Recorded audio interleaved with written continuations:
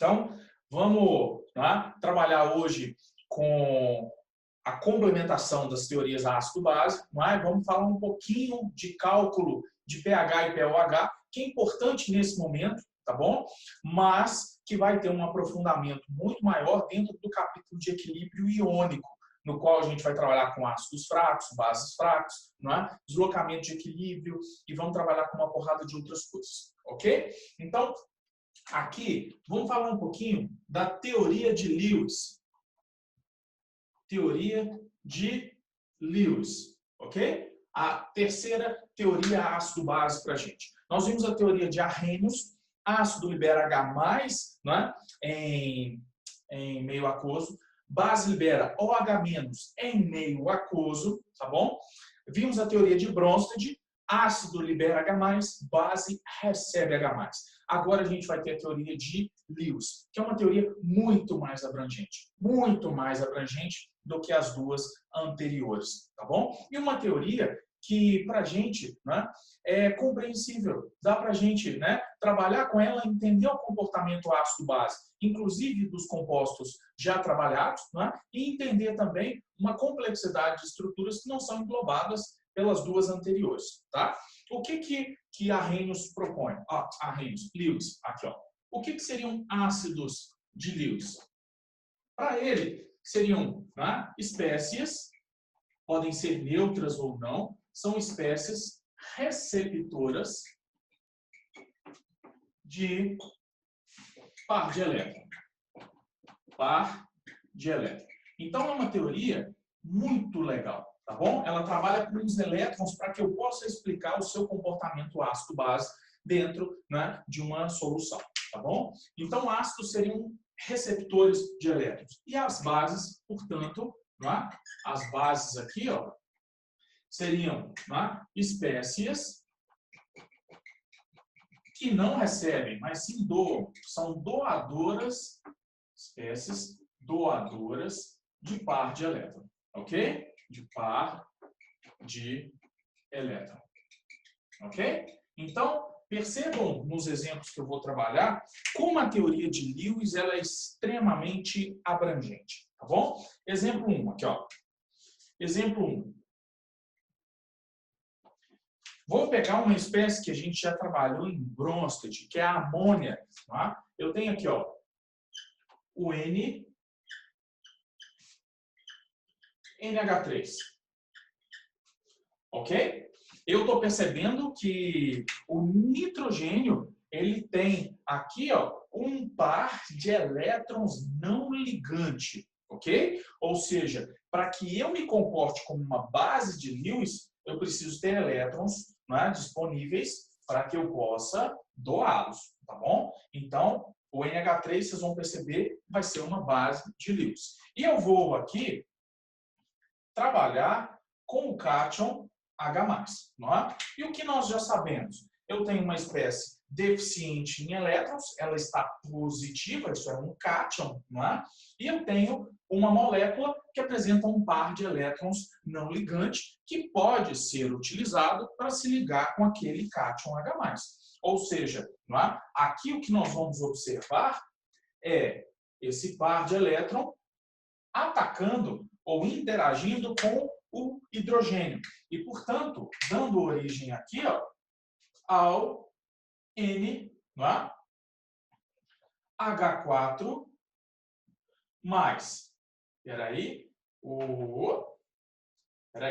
só um pouquinho, que eu vou aqui destacar o parzinho de elétrons, ó.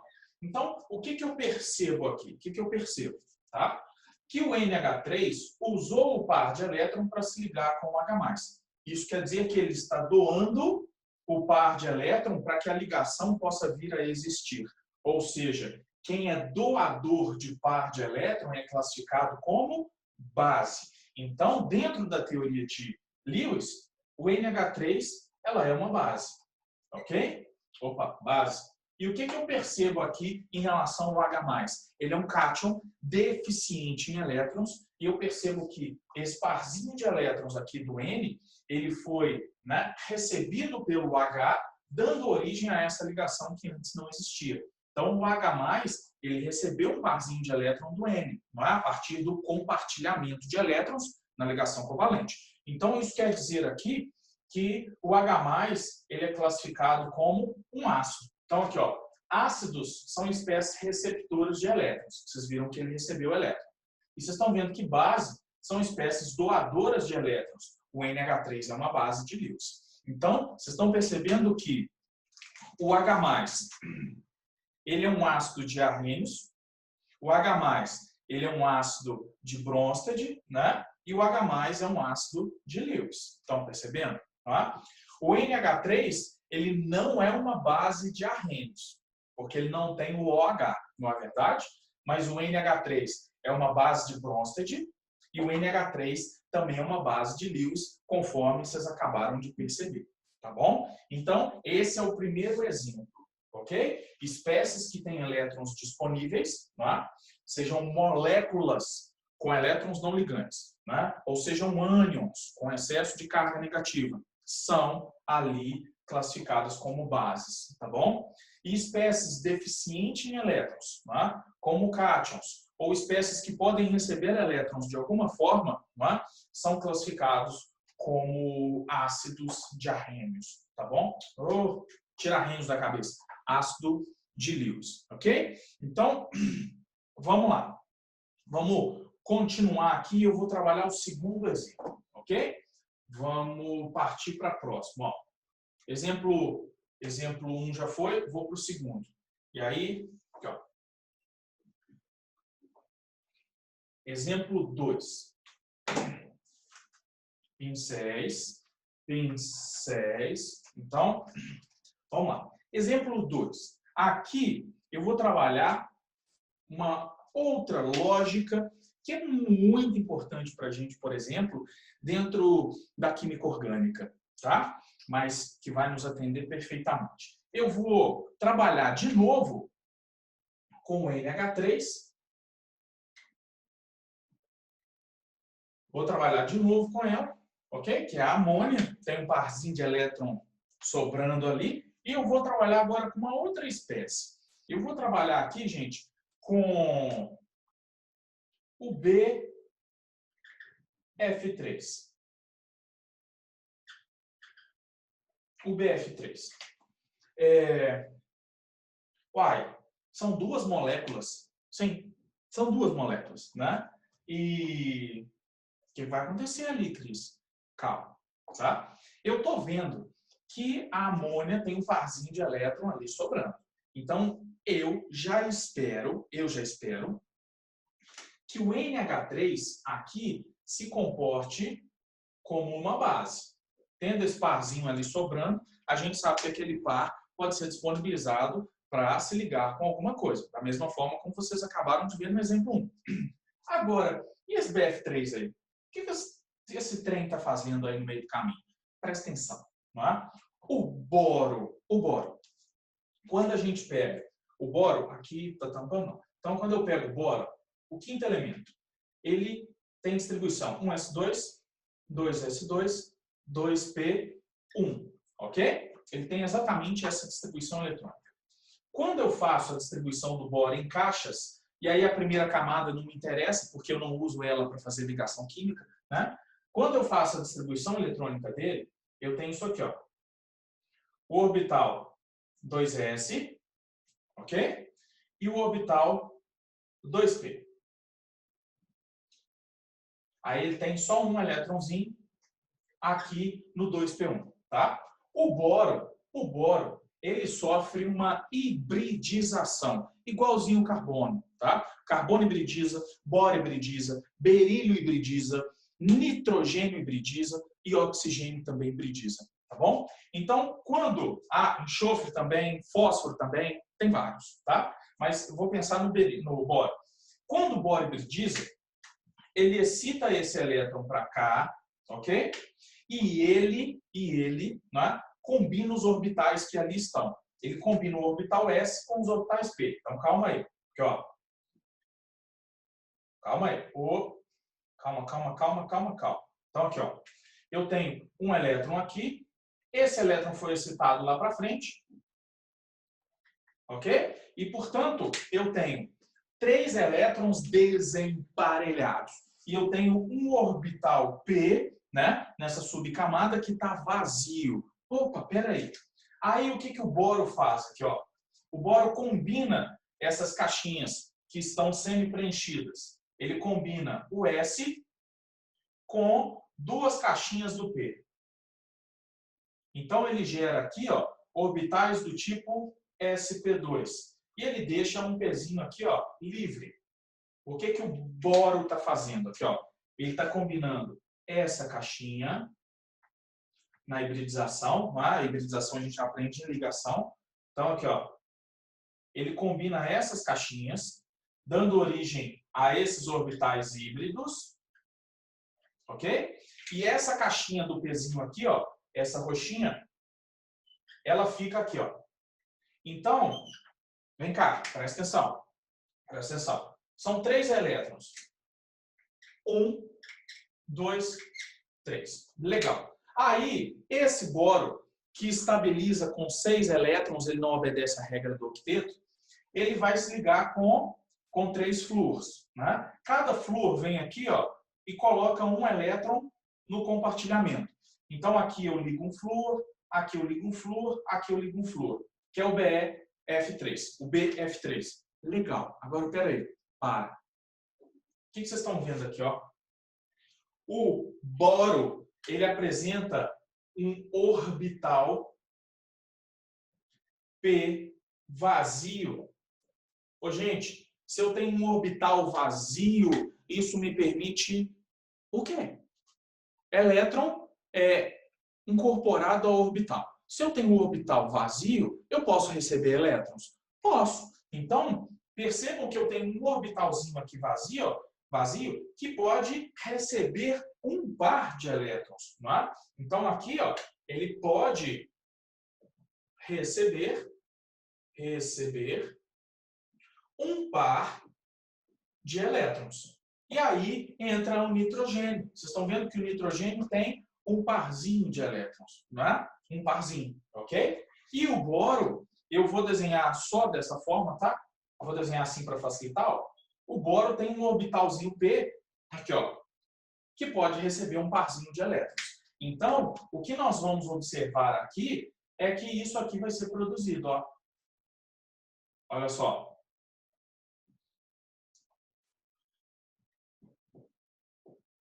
Vou roubar um pedaço aqui. O que eu percebo aqui? Ó? Que esse parzinho de elétron ele vai ser incorporado nesse orbitalzinho do boro, de tal forma que a ligação entre eles ela é formada. E aí percebam que o N ele é um doador de elétrons e o boro ele é um receptor de elétrons. Então ele é uma espécie o quê? Ácida, tá?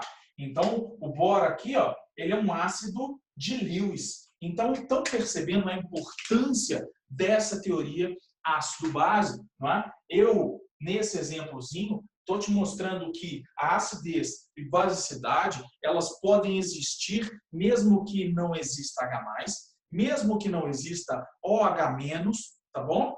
E, em momento algum, a água, por exemplo, está aparecendo para a gente, não é verdade? Nós trabalhamos soluções ácidas e básicas, principalmente em meio aquoso. Mas vocês estão percebendo que esse conceito de Lewis me permite trabalhar em solventes orgânicos, não é? Me permite trabalhar em solventes inorgânicos, que nada tem a ver com a presença de água. Tá? Então, a teoria de Lewis ela é extremamente abrangente. Vocês viram no exemplo 1 que o cátion H+ era um ácido. Vocês estão vendo no exemplo 2, né? Que o ácido aqui ó, é uma molécula, ok? Então, nós podemos ter cátions, né? Nós podemos ter moléculas, ok? Como ácidos de Lewis. Da mesma forma que eu posso ter moléculas, eu posso ter ânions como bases de Lewis. Tá? Então, a teoria de Lewis ela é extremamente abrangente se comparada às duas teorias anteriores. Quando a gente estuda ácidos e bases, o que a gente tem é isso aqui, ó. Arrhenius, tadinho, que é uma porqueirinha. O Bronsted, que já é melhorzinho, né? Já ajuda um pouquinho mais. Aí vem Lewis, né, engloba todo mundo. O que a gente estuda é exatamente isso. E aí, gente, existem mais teorias ácido-base, tá? Muitas outras. Só que são teorias ácido-base muito avançadas, complexas, e aí que não nos interessa, tá? A gente não estuda. E tem ácido mole, ácido duro. Nossa, tem várias teorias, né, que a gente estuda na faculdade, mas que não fazem parte do nosso universo, tá? Então, o exemplo 2 é esse, tá? E aí eu vou dar o exemplo 3 aqui rapidinho, só para eu fechar essa teoria de Lewis com chave de ouro, tá bom? Então, vamos cá aqui. Na química orgânica, né, quando a gente trabalha lá, por exemplo, com reações de substituição em benzeno, né, em aromáticos, você vai lá na frente trabalhar com catalisadores, não é, que são ácidos de Lewis. Não é? Você vai trabalhar, por exemplo, não é, você vai fazer uma cloração dentro do benzeno, né, uma reação de substituição. Você usa o tricloreto, né, férrico ali, que é o FeCl3, como catalisador da reação. Então, né, vocês vão achar muitos ácidos de Lewis, né, que apresentam alumínio, que apresentam ferro, tá? Porque são espécies que têm orbitais livres. Então, desde que eu possa receber um elétron, um parzinho, né, eu sou um ácido de Lewis, tá bom? E aí, nesse caso aqui, eu não vou mostrar os orbitais como mostrei, porque não há necessidade. Mas o exemplo 3, ó, só para a gente fechar. Aqui eu vou reagir. Cadê você? Aqui eu vou reagir com cátion, que, ó, que é o ferro mais 3, ok? Que é um cátion. E eu vou reagi-lo aqui, ó, com o cianeto, que é o Cn-. Aqui, galera, o ferro ele consegue reagir com 6 ânions cianetos, tá ok? E nós vamos ter aqui, só um minutinho, nós vamos ter aqui uma complexação, tá? Os ânions, eles têm elétrons, não é? Em excesso. O cátion, ele é deficiente em elétrons. Então, eu já posso esperar aqui, ó, que se eu sou deficiente em elétrons, eu sou um ácido. Deficiente em elétrons, tá? E eu sou um ânion, eu tenho um excesso de elétrons. Então, eu posso emprestá-los, né? Doá-los, eu sou uma base. Então, aqui o que vai acontecer é uma complexação. Né? O ferro vai se ligar com 6 ânions. Aqui, ó, nós vamos ter exatamente, né, essa estruturinha.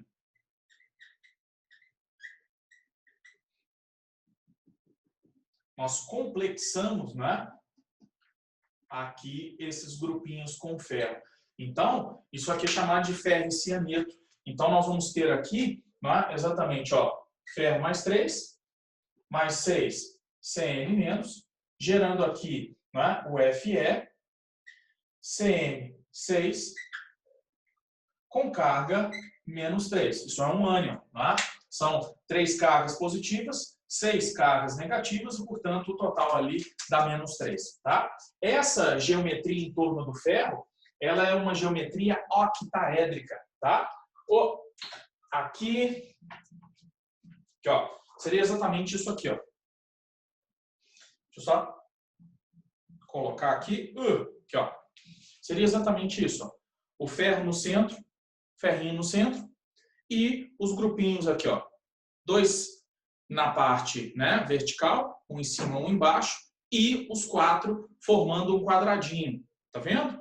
Então, isso aqui é um arranjo, né, em torno do ferro. O ferro estaria exatamente aqui no centro. Tá ok?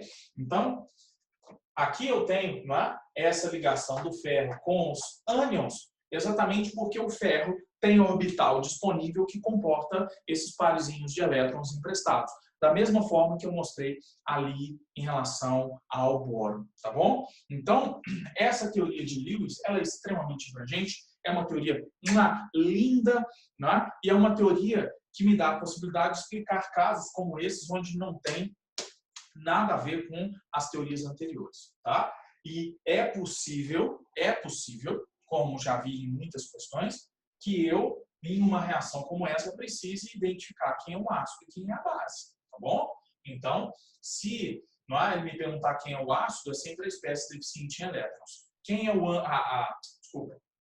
quem é o ácido? A espécie deficiente. Quem é a base? A espécie que tem elétrons que podem ser emprestados. Seja uma molécula, seja um ânion, combinado? Então, a teoria de Lewis, para a gente, é isso.